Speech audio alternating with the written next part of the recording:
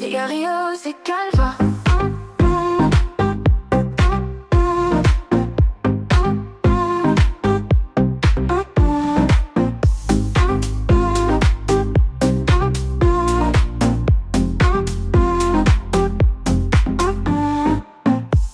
Cigarillos et calva.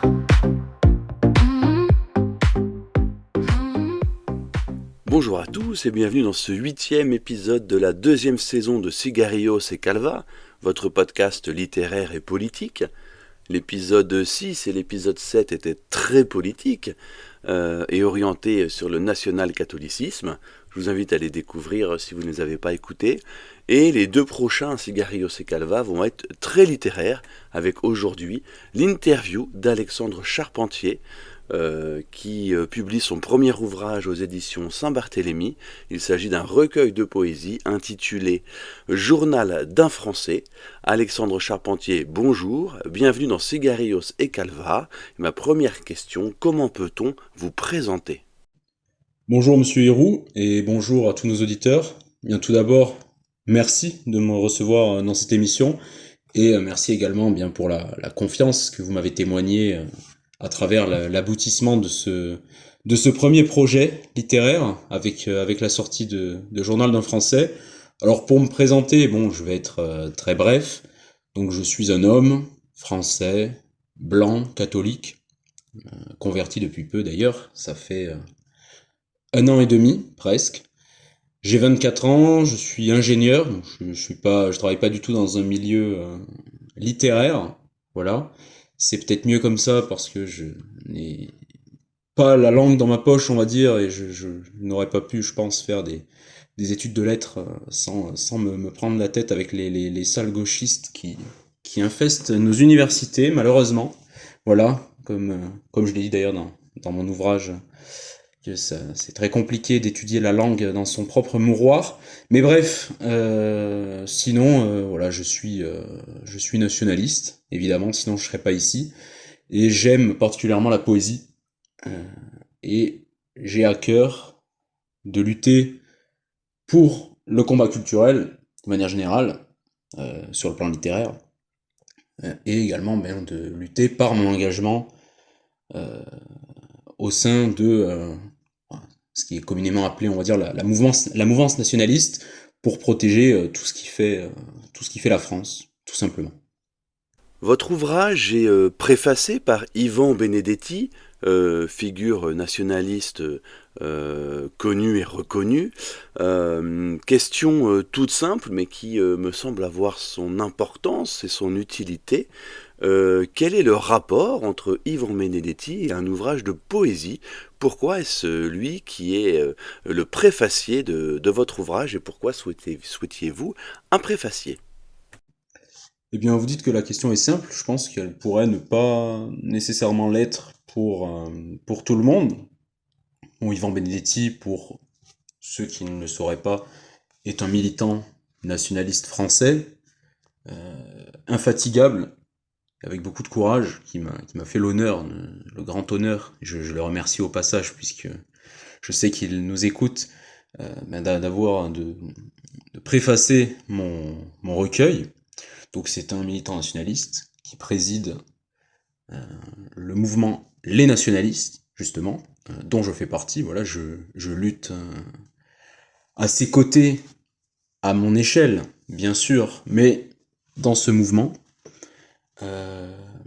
Voilà, j'invite évidemment nos auditeurs à aller se renseigner, voilà, s'enquérir de ce mouvement, voilà, puisque le vote ne suffit pas, avoir des idées ne suffit pas, avoir raison ne suffit pas non plus, il faut que nos idées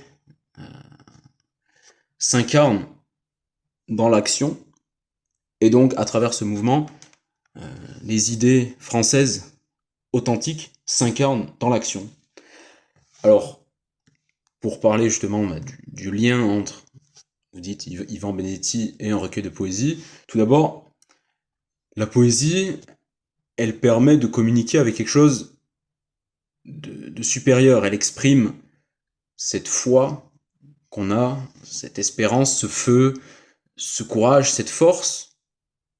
Donc, elle accompagne, en ce sens, nos vies, elle accompagne nos craintes, nos doutes, nos souffrances, et elle nous donne de la ferveur, du courage, de la force. Elle est la mélodie de nos combats, et j'espère qu'elle sera, je le crois fermement, qu'elle sera la mélodie de nos victoires. Elle s'inscrit, par ailleurs, dans la plus pure tradition française. C'est une tradition littéraire française qui est quand même très, très ancienne, très ancrée. On a eu la chance d'avoir de grands poètes, également militants politiques. Je pense notamment à Robert Brasillac, dont je vous invite à découvrir les poèmes de Fresne. Bon, c'est pas le seul, je suis pas là pour tous les citer, déjà parce que je les connais pas tous, et puis ce serait trop long, et en plus de pas être l'objet, donc je vais essayer de pas digresser. Donc, parce qu'elle est justement, la poésie, cette expression de nos sentiments les plus purs, les plus violents, elle a toute sa place dans le combat, et je dirais même plus, elle est vitale pour le combat, elle nous accompagne dans ce combat, soit le combat du peuple de France contre ses ennemis, que ce soit des ennemis extérieurs, de puissants lobbies,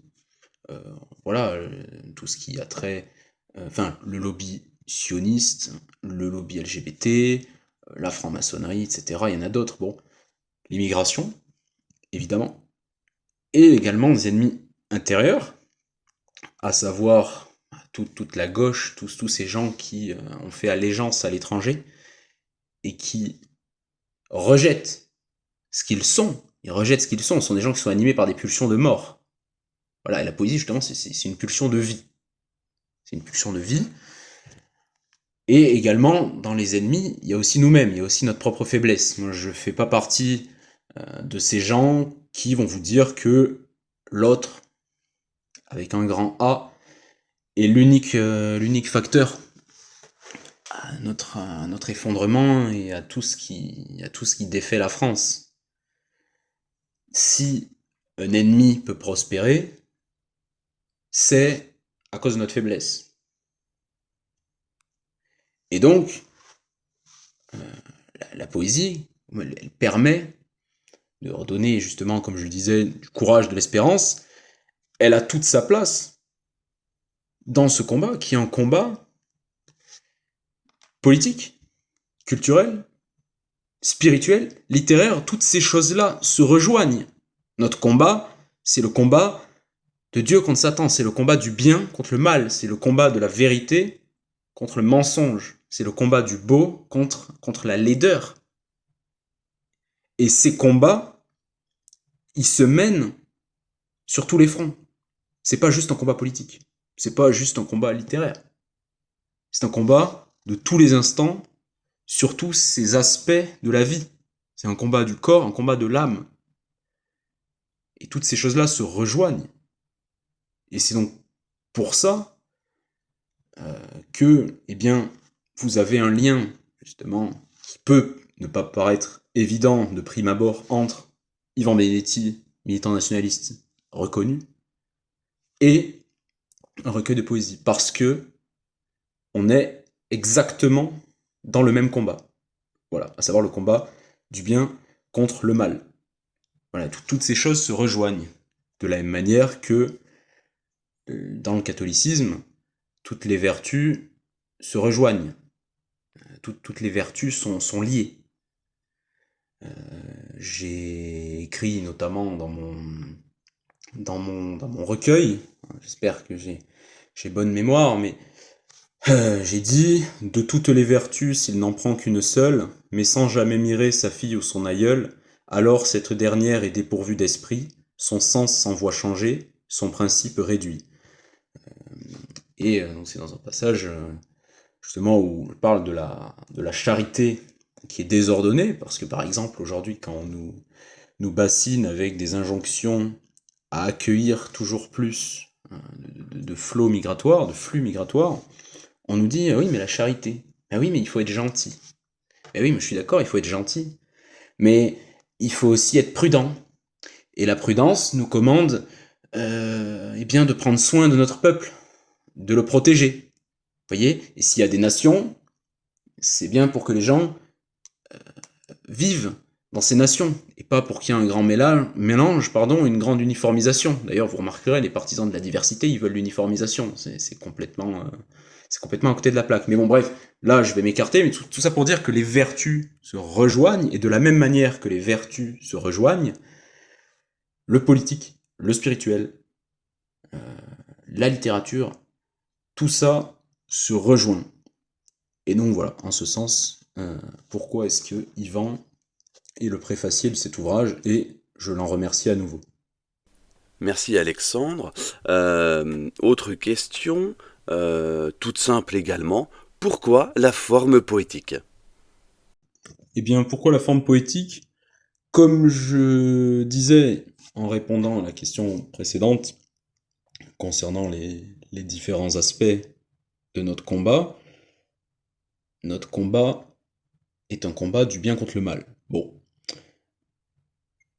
Dans ce qu'on peut constater aujourd'hui à travers le déclin de la France et des sociétés européennes en général, là en l'occurrence il s'agit de la France, il y a un chaos ambiant qui règne, une déstructuration qui a été mise en place depuis longtemps, hein, à travers de différentes grandes choses qui sont arrivées à notre pays, la Révolution française, bon, il y a eu mai 68 dans un autre, j'allais dire dans un autre registre, c'est dans la continuité, on va dire, mais voilà, avec d'autres formes de déconstruction plus avancées. Voilà, Vatican II en ce qui concerne l'Église catholique, et puis voilà, plein d'autres lois que je vais pas énumérer, mais on a une déconstruction qui est absolument sidérante. Et cette déconstruction, là aussi, elle est sur tous les plans. Elle est également sur le plan du langage. On a tous vu les archives de l'INA où vous entendez les enfants parler ne serait-ce que dans les années 70 ou 80. Et vous voyez la façon dont s'expriment les jeunes aujourd'hui biberonnés aux réseaux sociaux et au rap. Bon, vous voyez déjà qu'en 40 ans, même pas 2 générations, on peut faire des miracles, n'est-ce pas, dans le sens inverse. Voilà, la France aujourd'hui, c'est devenu la cour des miracles, mais pas dans le sens positif de la chose. Donc, face à toute cette destruction, à toutes ces ruines, eh bien, nous promouvons un ordre, nous promouvons une hiérarchie, quelque chose de stable, quelque chose de sain. Et donc, pour cette raison, la poésie est une bonne chose puisque elle a une structure. Elle a une structure. On a l'alexandrin, donc un vers de 12 syllabes, avec une césure qui sépare 2 hémistiches, c'est-à-dire 2 parties de 6 syllabes. Des rimes, également, une certaine musicalité à trouver, à rechercher. Et donc, cette forme, par son essence même, est une révolte, est une opposition à ce monde. Attention, là c'est vrai que présenté comme ça, on pourrait se dire, bon, c'est quand même une posture assez réactionnaire. Non, c'est une continuité, comme je l'ai dit tout à l'heure, ça s'inscrit dans une tradition littéraire française qui est très, très étoffée, pour justement perpétuer ce flambeau. Aujourd'hui, on a très peu de poésie. Moi, quand je vais dans une grande ville nouvelle, ou dans un quartier nouveau que je connais pas, qui est assez fréquenté, il y a toujours une librairie, je m'y rends, et je constate souvent avec effarement, dans la section poésie, que ce qui se fait actuellement, ce qui est publié actuellement, est désastreux. Et j'en veux pour preuve justement que la poésie qui portait justement cet ordre, comment dire, ce genre littéraire, on va dire, qui ne plie pas face à toutes ces déstructurations, à toute cette inversion des valeurs, eh bien, est également touché par ce déclin, puisque les recueils que j'ai pu lire, qui sont faits par des auteurs modernes, on va dire modernistes, eh bien, certains n'ont pas de rime. Pour certains, il n'y a pas de majuscule, il n'y a pas de ponctuation.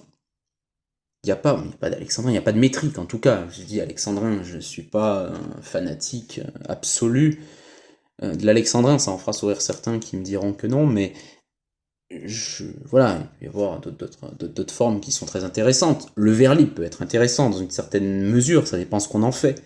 Mais là, c'est vraiment détruire pour détruire. Et donc, pourquoi la poésie? Parce que c'est quelque chose qui est stable quand tout s'écroule. Et cette forme doit servir le fond. Je vous invite à lire justement la transition est toute trouvée, comment ça s'appelle, le poème La forme et le fond, donc dans le journal d'un Français. Et bien justement, la forme est au service du fond, et donc la forme poétique incarne parfaitement notre combat, puisqu'elle est ce qui demeure stable quand tout s'effondre, tout simplement. Et à quelqu'un qui n'a pas lu le journal d'un Français, comment le décririez-vous? Comment décrire ce journal d'un Français? Eh bien, c'est tout simplement le livre d'un Français qui n'a pas envie de disparaître, qui n'a pas envie de s'éteindre et qui refuse de voir les forces de dissolution qui s'abattent sur la France triompher. J'y parle de la banlieue parisienne, puisque c'est là où j'ai grandi, c'est le point de départ du recueil, c'est l'enfance, où en fait on constate eh bien, qu'on est dans un environnement complètement hostile, complètement déraciné. Il y a tous les peuples de la planète, il y a du béton, des tours, du fer, il n'y a que ça. À perte de vue, il n'y a pas de sens, il n'y a pas vraiment de joie, de simplicité. Tout est animé par des pulsions de mort, et donc je constate ce déclin, et après avoir constaté ce déclin, parce que bon, constater ce qui va pas, c'est très bien, c'est la première des choses à faire si on veut s'en sortir. Si on veut guérir d'une maladie, il faut déjà la diagnostiquer de manière convenable, mais ça ne sert à rien si ensuite derrière il n'y a pas de remède et que rien n'est appliqué. Et donc, je parle ensuite de belles rencontres, des rencontres humaines, notamment avec ma future épouse, voilà, de belles rencontres amoureuses, rencontres avec Dieu, par le biais de ma conversion, donc là on est sur une rencontre spirituelle, et j'essaye de porter avec les forces qui sont les miennes, des messages d'espoir, des messages de combat, et comme je l'ai dit au début de l'émission, d'être une voix, une mélodie à travers la poésie qui accompagne nos combats pour la France, et j'espère, des premiers retours que j'en ai eu, en tout cas c'était le cas, pourvu que ça dure, que les lecteurs seront touchés par ces mots, par ces propos, par ces vers, et pourront aussi se reconnaître, parce que la perte de sens à l'existence, tout le monde a pu, je pense, à plus ou moins grande ampleur évidemment, mais avec plus ou moins d'intensité, a pu l'expérimenter dans sa vie. Tout le monde parfois a des découragements, des désespoirs, et tout le monde, si vous écoutez ce podcast évidemment, malheureusement c'est évidemment pas le cas de tous les Français, sinon on n'en serait pas là, mais vous avez envie de vivre. Vous ne voulez pas être écrasé par cette machine infernale du mondialisme. Et donc voilà, c'est, comme je l'ai dit plus tôt, et je clôturerai la question là-dessus, la voix d'un Français qui ne veut pas mourir, et qui veut que son pays perdure. Eh bien merci, j'espère que cette réponse aura donné envie à un maximum d'auditeurs de s'intéresser à votre ouvrage. Les premiers retours des premiers lecteurs sont très bons. Est-ce que vous vous y attendiez? Eh bien, concernant les retours, il est vrai que les premiers retours qu'on a pu avoir, vous et moi, ont été assez positifs.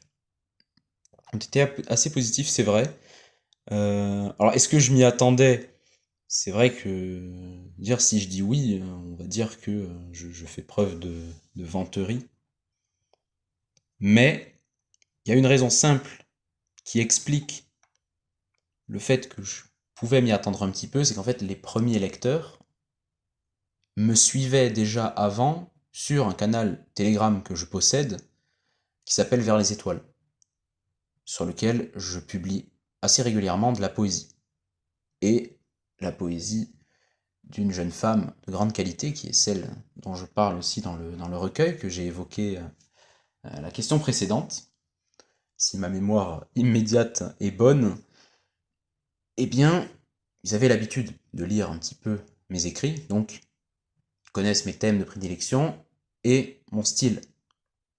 Donc, en aimant ces deux choses, ils ont acheté le recueil, et donc comme ils ont acheté le recueil, ils ont retrouvé dans le recueil une identité qu'ils connaissaient déjà, dont ils avaient pu apercevoir certaines prémices. Je tiens à préciser évidemment que les écrits qui sont présents dans le recueil sont des écrits inédits. Ça n'a pas été publié avant euh, sur Internet.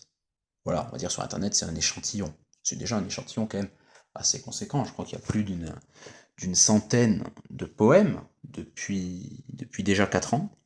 Voilà. Donc j'invite les auditeurs à se rendre sur ce canal si voilà, ils sont un peu frileux de sauter le pas. La poésie, parfois, ça peut un peu rebuter. Euh, et bien, voilà, de se rendre sur le canal, de lire un petit peu, et ensuite, si ça leur plaît, d'acheter le recueil, voilà, pour avoir quelque chose en format papier, inédit, avec une belle édition, une belle couverture, un beau papier, une belle préface d'Ivan Benedetti également. Voilà, donc le lien du canal, si vous le voulez, donc c'est un lien Telegram, vous allez dans vos messages enregistrés ou dans une conversation, vous tapez un arrobase, vous marquez vers, VERS, tiré du bas, les, tiré du bas, étoile, pas d'accent sur le E, très important, vous envoyez le message et ça vous forme un lien en bleu, vous cliquez sur le lien, vous êtes directement sur le canal, vous faites rejoindre, voilà, bon, vous êtes familier, je pense, de cette application, voilà, si vous n'êtes pas...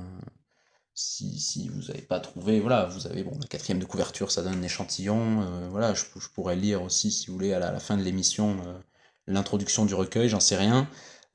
Mais voilà.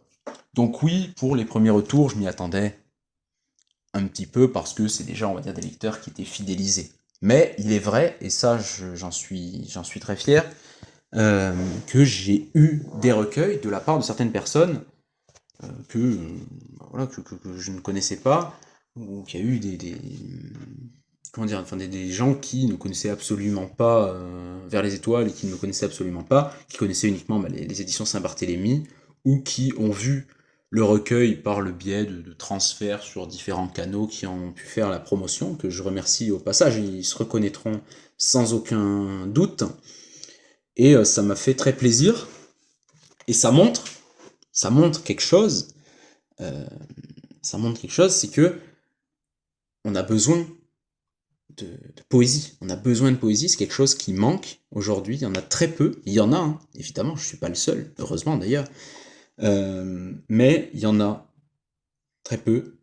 Et le fait d'en publier égaye aussi la curiosité de certaines personnes qui se laissent tenter. Et il y a une personne qui m'a fait un retour qui m'a vraiment touché, et je pense que c'est un des plus beaux compliments qu'on puisse me faire. Il m'a dit, je n'aimais pas beaucoup la poésie, j'en avais des mauvais souvenirs, notamment avec l'école, et votre texte, votre recueil, m'a redonné goût à la poésie. Voilà, ça me l'a fait apprécier, j'ai beaucoup aimé. Donc ça, c'est quelque chose qui est très touchant. Et voilà, ce sera le mot de la fin pour cette question, si jamais des gens sont encore, on va dire, réticents ou pourraient se dire qu'ils sont naturellement rebutés par la poésie. Allez-y et vous ne serez pas déçus. Vous êtes militant? Vous êtes un poète? Est-ce que vous avez d'autres cordes à votre arc? Eh bien, sur le plan littéraire, je ne fais pas que de la poésie, bien que ce soit actuellement mon activité principale, et notamment à travers ce projet de recueil, évidemment. Je m'intéresse aussi beaucoup au théâtre, voilà, au théâtre classique. Il rejoint évidemment la poésie, dans une certaine mesure, étant donné qu'il est écrit en alexandrin, la plupart du temps, qu'il suit voilà, certaines règles de versification dont j'ai pu parler dans les questions précédentes. Et il est une poésie qui s'incarne différemment puisqu'elle trouve son champ d'application dans un échange entre différents personnages et qu'elle peut transmettre des valeurs extrêmement grandes, nobles, et être le témoignage aussi de grands destins. Donc c'est quelque chose que j'aime particulièrement, voilà, et qui a fait aussi la renommée de la France. On a eu de grands dramaturges, on a eu d'excellents dramaturges. Bon, on va citer ceux que tout le monde connaît, Corneille et Racine. Eh bien, ce sont aussi des sources dans lesquelles nous devons puiser, puisque les siècles leur ont donné une renommée qui s'amenuise, non pas en raison de la qualité de leur ouvrage, qui demeure, qui est intemporel, qui est gravé dans le marbre à présent, mais en raison du désintérêt de nos sociétés modernes pour ces formes d'expression. Si on a dit que la poésie était de niche, c'est vrai, elle n'est pas suffisamment lue aujourd'hui, suffisamment étudiée, suffisamment mise en avant. Pour le théâtre, c'est encore pire. Ça me fait mal de le dire, mais bon, nous sommes des partisans de la vérité. On se doit d'énoncer des choses factuelles, même quand elles nous déplaisent. Donc voilà, j'encourage d'ailleurs aussi les lecteurs à s'intéresser au théâtre, à s'intéresser à ces piliers de notre édifice littéraire. Et par ailleurs, j'explore aussi depuis peu la prose, voilà, tout simplement à travers du roman et de la nouvelle. Voilà, au départ, c'est pas forcément quelque chose qui m'attirait, mais voilà, on peut évidemment, chaque genre littéraire a ses visées, chaque genre littéraire a son potentiel et peut exprimer des choses de manière différente. Et étant donné que je suis jeune et que eh bien, j'essaye de peaufiner mon style, j'ai énormément de progrès à faire, que ce soit en termes de culture personnelle, à travers mes lectures, et en termes d'expression, en termes de qualité, de langue, etc., eh bien, je m'intéresse justement voilà, au roman, j'essaye d'en écrire, j'ai des projets pour l'avenir, dont vous entendrez, je l'espère, parler dans un futur plus ou moins proche. Mais voilà, je pense qu'il est bon de ne pas se fermer de porte. Voilà, il faut croire en soi. Bon, c'est une phrase un peu bateau. Voilà, je veux pas verser dans le développement personnel ou des choses comme ça qui pullulent déjà beaucoup trop sur les différents réseaux sociaux. Mais voilà, faut pas se fermer de porte et explorer les choses tant qu'elles sont saines, évidemment, tant qu'elles sont saines, pour justement essayer d'avoir une vue générale, de la même manière que j'ai dit que voilà, le combat culturel, politique, spirituel, etc., tout ça se rejoignait. Et bien dans la littérature, les genres aussi se rejoignent, chacun a son mot à dire, et c'est une symbiose, et donc pour cette raison, il convient de les explorer, voilà, pas de manière égalitaire, bien sûr, on a tous nos affinités, mais c'est bon de considérer la littérature dans son ensemble, et le fait aussi de lire du roman aide à la poésie, le fait de lire de la poésie aide aussi au roman, parce qu'on puise dans l'un ou dans l'autre différentes choses qui ne sont pas opposées, mais qui sont complémentaires. C'est d'ailleurs l'un des drames de notre époque, notamment à travers le féminisme. Il n'y a pas que ça, mais c'est, je pense, la chose la plus représentative de ces oppositions, c'est qu'on va opposer l'homme et la femme, au lieu d'en voir la complémentarité. Voilà, mais il en va de même sur le plan littéraire. Très bien, eh bien on a hâte de voir tout ça se réaliser dans de futurs ouvrages et de futures parutions. Pardon. Bravo pour votre activisme littéraire qui suit votre activisme militant. Autre question, toujours sur la littérature, parce que c'est le sujet de cette interview.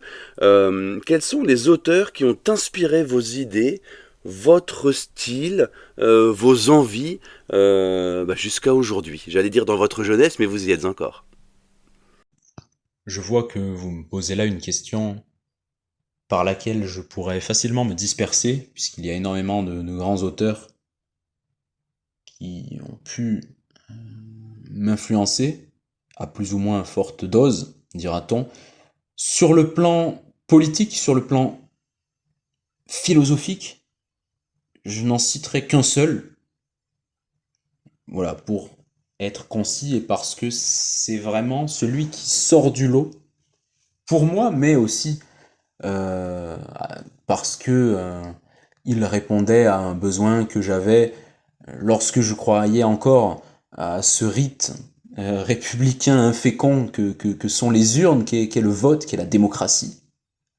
Et ce qui se cache derrière, l'égalité. Cet auteur, c'est Alexis de Tocqueville, et particulièrement son ouvrage de la démocratie en Amérique, qui, si je ne me trompe pas, a été écrit il y a 2 siècles.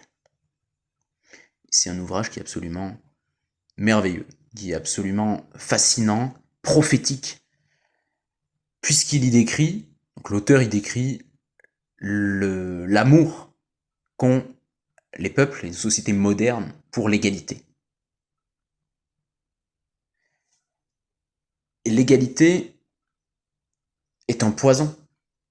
L'égalité est un poison, et il explique, je crois qu'il dit, il aime, en parlant de l'État, il aime que les citoyens se réjouissent, pourvu qu'ils ne songent qu'à se réjouir.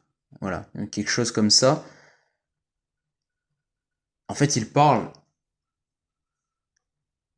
de l'amour qui est tellement fort pour l'égalité qu'en fait, les citoyens donnent toute leur liberté, tous leurs droits à l'État. En fait, ils veulent que l'État, en fait, c'est un troupeau dont l'État est le berger, mais est un berger qui devient despotique. C'est un berger qui va régler tous leurs plaisirs, leurs affaires. Chaque petite parcelle de leur vie va être arbitrée par cet État. Et du coup, en fait, ils ne songent plus du tout à se révolter, à être des hommes libres, à se penser comme une nation. Ils se pensent comme individus. Ils ne se pensent plus comme un groupe. Ils se pensent comme des individus atomisés. Et c'est exactement ce qu'on a aujourd'hui, et ce qui est exacerbé par le fait qu'on soit dans une société multiethnique. Qui dit société multiethnique dit société multiconfessionnelle, multiculturelle, etc. Et donc toutes ces choses-là, toutes ces différences ethniques, spirituelles, eh bien, font que il est impossible de fonder une nation. Il est impossible de fonder une nation. Voilà. Mais même si on n'avait pas toutes les personnes qui n'ont rien à faire sur notre sol, si on n'était qu'entre Français, eh bien, on aurait quand même du mal à faire une nation, précisément à cause de cet individualisme. À cause du fait qu'aujourd'hui, c'est l'une des grandes l'une des grandes erreurs de la gauche, c'est pas sa seule erreur évidemment, la gauche c'est l'erreur même, hein, c'est le mal. Hein. Bon, c'est l'incarnation du mal en politique. Eh bien, elle pense, enfin, elle fait un amalgame, ça qui est drôle, on va dire, ce serait drôle si c'était pas funeste, mais elle fait un amalgame alors qu'elle dit à longueur de temps qu'il faut pas faire d'amalgame, etc. Enfin bon, vous connaissez la chanson mieux que moi. Eh bien, elle associe toute inégalité à une injustice. Alors que une injustice induit forcément une inégalité. C'est une évidence. Mais une inégalité n'est pas nécessairement une injustice.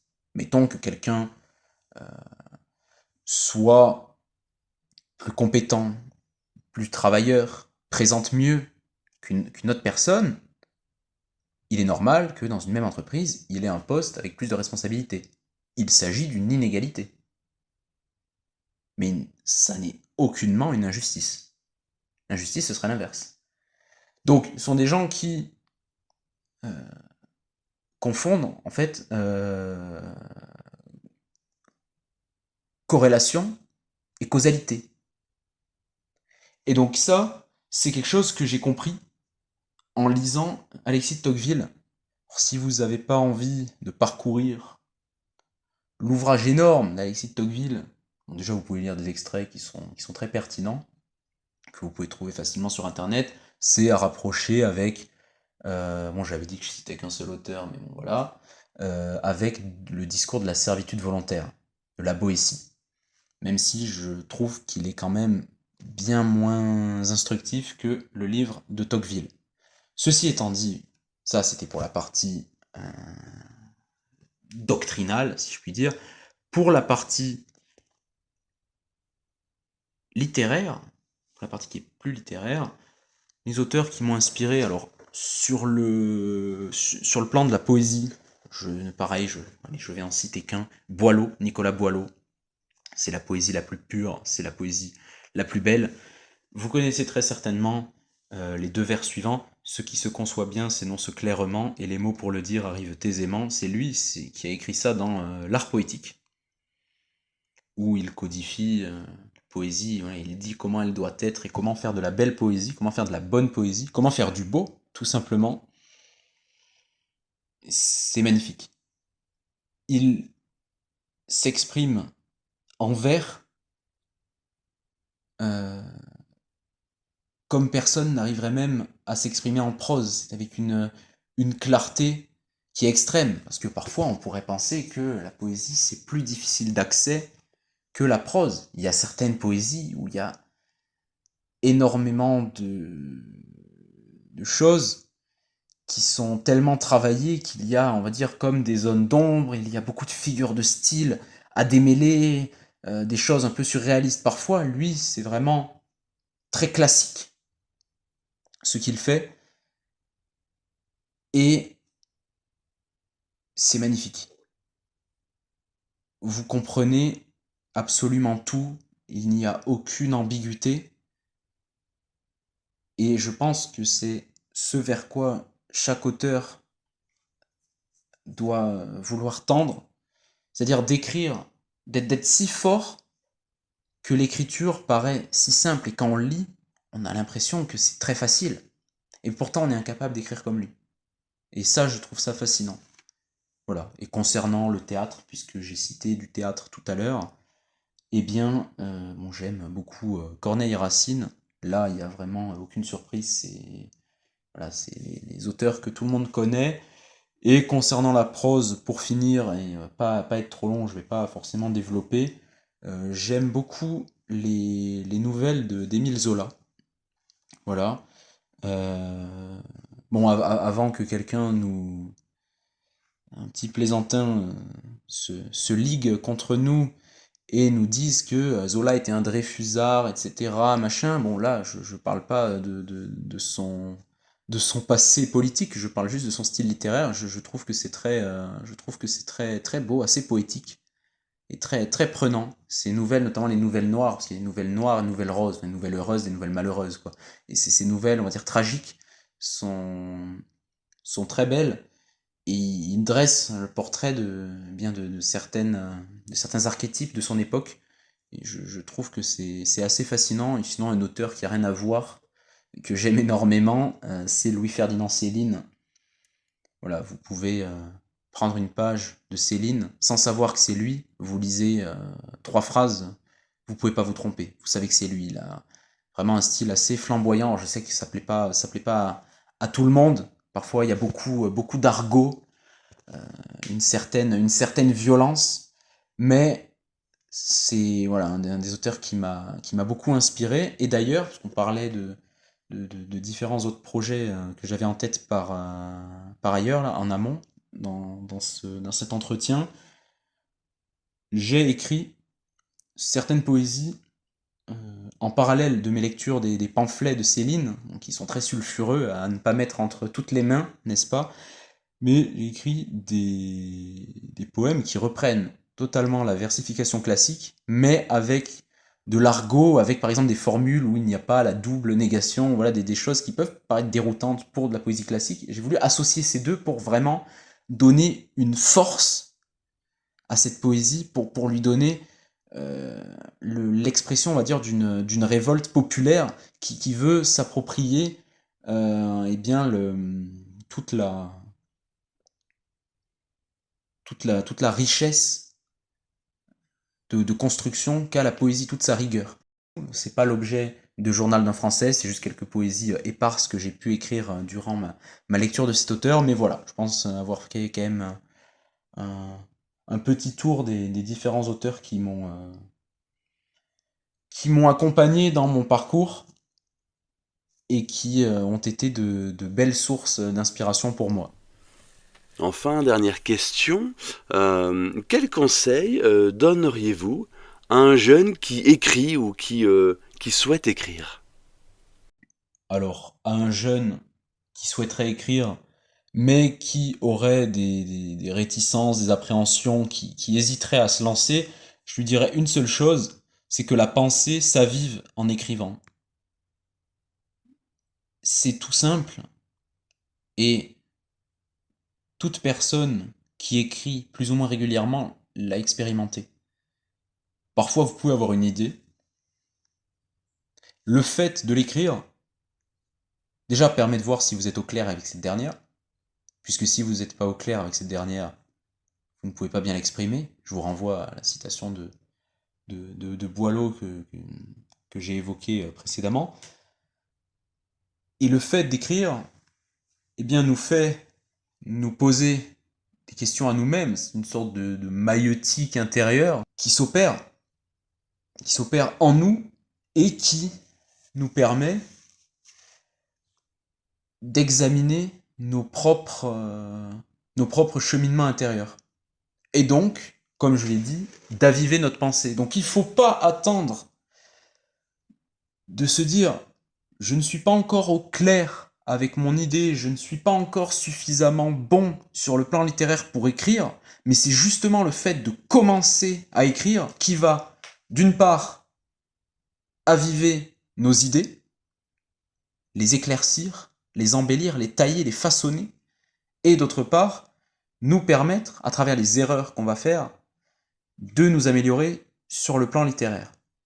Donc, voilà, ne désespérez pas, peu importe votre niveau initial, et peu importe si vous avez, je ne sais pas, pour projet d'être publié, d'être lu par du monde, ou juste par quelques personnes, foncez, écrivez, et ça ne pourra que vous apprendre des choses. Même dans le cas de tentatives qui s'avéraient infructueuses, vous aurez appris des choses sur votre pensée et sur vous-même, et c'est le plus important. Parfait, c'est très clair. Eh bien, merci pour vos réponses, Alexandre. Avant que nous procédions à la conclusion de cette interview, est-ce que vous avez, vous, de votre côté, un mot de la fin, quelque chose à ajouter que vous auriez voulu dire, mais sur laquelle vous n'avez pas été interrogé? Bien, je souhaiterais que le mot de la fin de cet entretien soit le mot de commencement de mon recueil, puisque l'objet de cet entretien est d'en faire la promotion, et ça pourra donner envie à nos lecteurs, à nos futurs lecteurs, de parcourir cet ouvrage et d'en avoir, par le biais de cette lecture, une première approche. Donc je vais procéder à la lecture. Ce journal, cher lecteur, est celui d'un Français, mirant son doux pays gouverné par le lait, sombrer un peu plus bas chaque jour dans l'immonde, dans les pires travers engendrés par ce monde. Voilà ce que je suis, vous qui lisez ces mots, un Français comme vous, ayant l'amour du beau. Depuis petit déjà, je n'aimais pas cet air, attaché au futile, à l'envie, la colère. De colère d'ailleurs, je fus souvent frappé, mais peut-on saintement toujours se contrôler, en voyant ces flots noirs qui coulent sur nos plaines, et nos frêles soupirs se convertir en peine. Je suis né dans la ville accablée de tourments, au milieu du chaos et du remplacement, où rien n'était français hormis le nom des rues, la forme sans le fond, c'est cela que j'ai vu. Je ne suis point issu d'une noble lignée, au sens où on l'entend, d'aristocratie née, mais je suis plus que tout fier de mon héritage, d'une France où pendant des siècles et des âges, les plus brillants esprits ont façonné l'histoire, gravant mon doux pays dans toutes les mémoires. Mon enfance fut simple et sans trop de tracas, dans la maison l'amour et dehors le fracas, dans mon esprit parfois le sentiment profond d'être avec cette époque en inadéquation. Et c'est en grandissant que tout s'est esquissé, intuitions et questions sont devenues clarté, les doutes de jadis ont disparu fantômes, et d'autres ont éclos, telle est l'œuvre des hommes. Cette époque où la mort plane si tristement, fait naître en bien des cœurs de funestes tourments, mais elle sait aussi révéler leur valeur, pour le noble combat leur conférer l'ardeur. Ce journal, cher lecteur, sera triste parfois, mais sa fonction n'est pas d'œuvrer au désarroi. Je ne suis point de ceux qui prônent la défaite, ou qui ne songent plus qu'aux plaisirs et aux fêtes. Il se veut réflexion tout autant que ballade, ou sentiment profond sans n'être que façade. Peut-être fera-t-il naître en vous des questions, ou bien qu'il répondra à quelques afflictions. Je veux qu'il soit plaisant, mais qu'il soit instructif. Je veux qu'il soit pour l'art un texte créatif, mais je veux que surtout il soit une lueur, ne s'éteignant jamais face aux pires froideurs. Il doit être l'espoir d'une jeunesse fière, qui veut toujours lutter pour Dieu et pour sa terre. Ce contexte établi, je peux donc commencer, avec mes humbles mots, à ainsi m'exprimer. J'ai toujours par écrit possédé l'avantage de bien mieux converser qu'en triste bavardage. Ce journal, cher lecteur, est celui d'un Français, voulant voir triompher, et le beau et le vrai. Merci à tous d'avoir écouté ce nouvel épisode de Sigarios et Calva. Merci Alexandre de vous être prêté au jeu de l'interview. J'ai diffusé la semaine dernière une présentation de votre ouvrage sur ma chaîne YouTube. Aujourd'hui, vous présentez vous-même de nouveaux éléments dans cette interview et je vous félicite pour votre ouvrage, qui est une respiration, une vraie respiration pour l'âme et l'esprit, comme tout ouvrage de poésie bien écrit et avec des bonnes idées à l'intérieur, ce qui est non négligeable pour les hommes engagés que nous sommes. Et puis je vous souhaite plein de bonnes choses pour vos futures publications, pour votre engagement politique et militant, et puis pour toutes les choses qui se mettent en place côté professionnel, côté personnel, etc. Eh bien écoutez Alexandre, à très bientôt, chers auditeurs, à très bientôt, et rendez-vous donc dans 2 semaines pour un prochain Sigarios et Calva consacré à un essai de philosophie écrit par Mario Varro. À très bientôt. Eh bien, merci cher Bruno de m'avoir reçu. Merci à nos auditeurs d'avoir écouté et je leur souhaite une excellente lecture.